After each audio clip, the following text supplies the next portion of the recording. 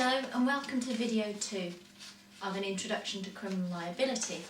You will need your Unit 2 Section 8 booklet again, and today we will be looking at these 2 pages, causation cases and a slide that says causation. Causation requires us to ask a question. Did the defendant's act cause the consequence to the victim?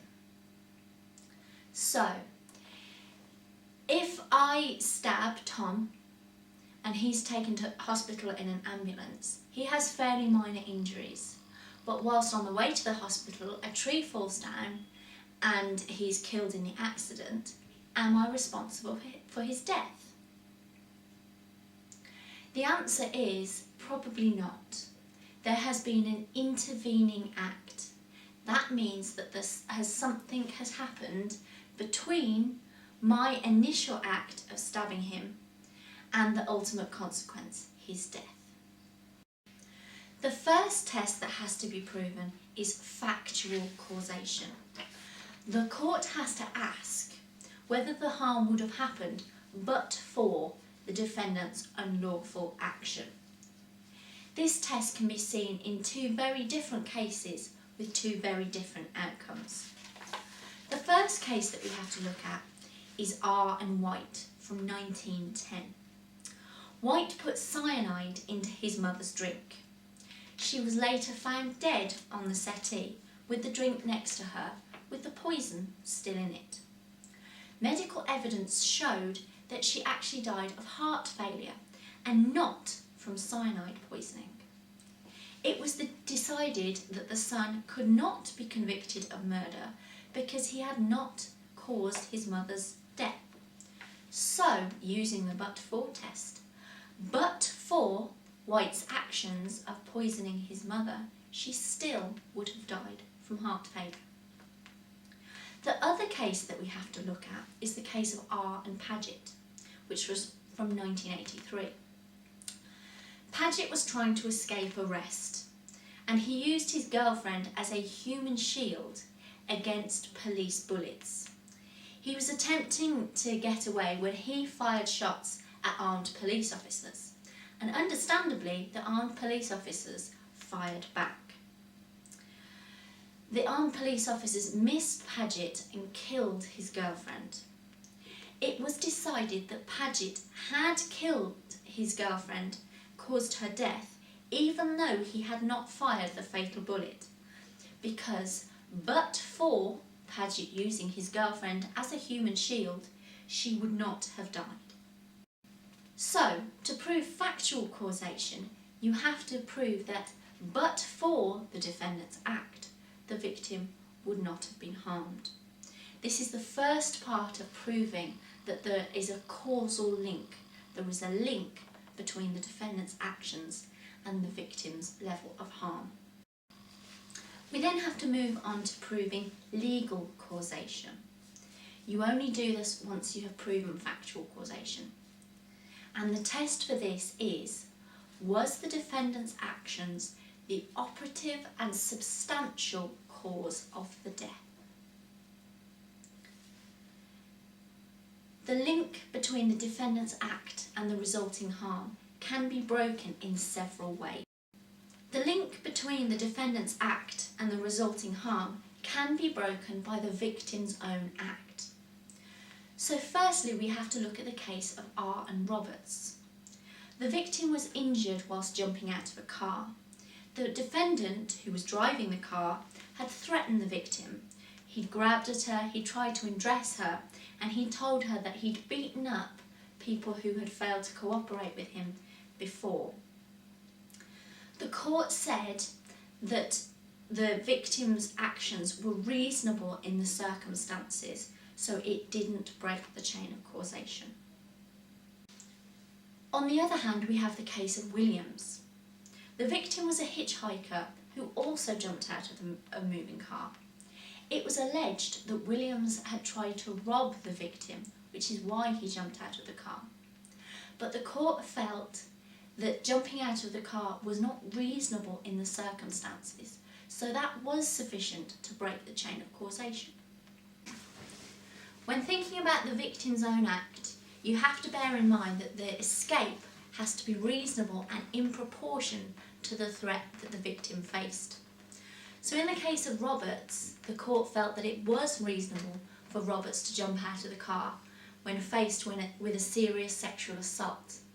However, in Williams, the court didn't feel that when faced with the threat of robbery, it was reasonable for Williams to jump out of the car. Also, when considering the victim, the defendant has to take the victim as they find them, which is also known as the eggshell skull rule. This means that even if the victim has something that makes them particularly vulnerable, this doesn't mean that the defendant is any less responsible for their death or injury. This is seen in the case of Blau. The victim was a Jehovah's Witness who was stabbed by the defendant. The victim was told that she needed a blood transfusion, which she refused on religious grounds because Jehovah's Witnesses don't believe in accepting blood transfusions, and she died shortly afterwards.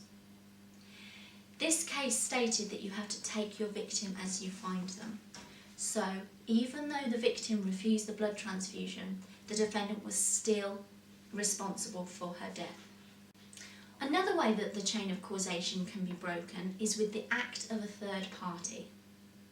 For our purposes, this is usually medical negligence, so a doctor, nurse or paramedic does something wrong which makes the injuries worse or causes death. Medical negligence rarely breaks the chain of causation, but it will if it is palpably wrong. Another way of describing this is that the medical negligence should never have happened, or what happened was daft or ridiculous.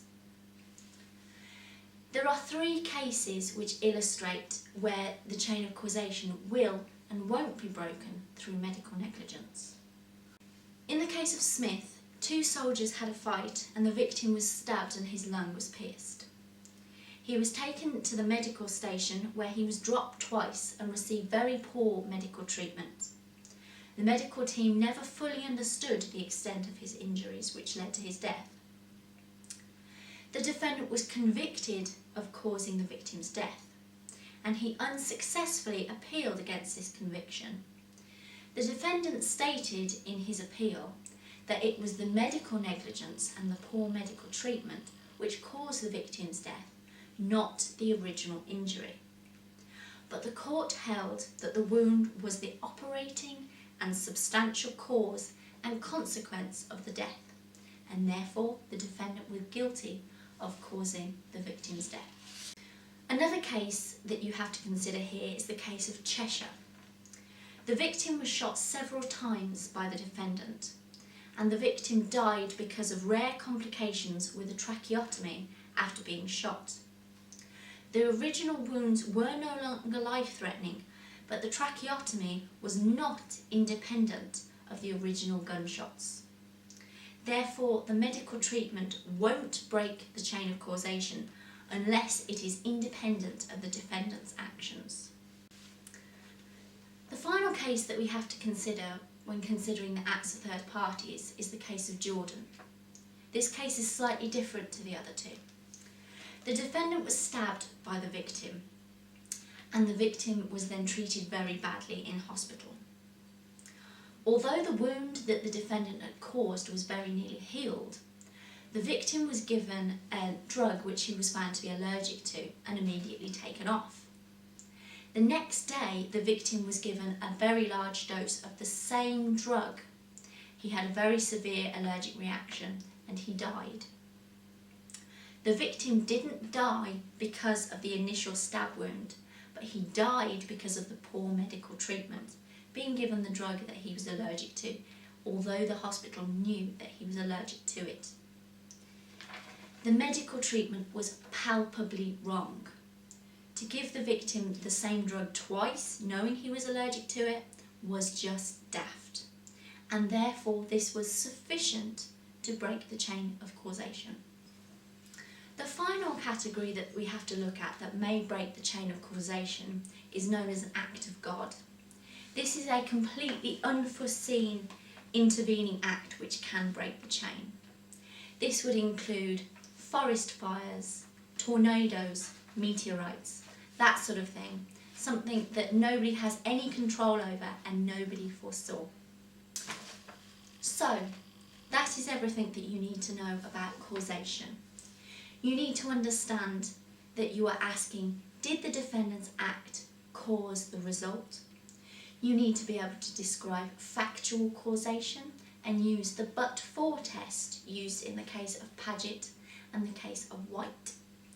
You also need to be able to describe legal causation and be able to describe the operative and substantial cause. You need to be able to talk about things that may break the chain of causation. So the victim's own act, the act of a third party, and acts of God. For more information, you can look on the Sixth Form Law website, or you can ask your class teacher.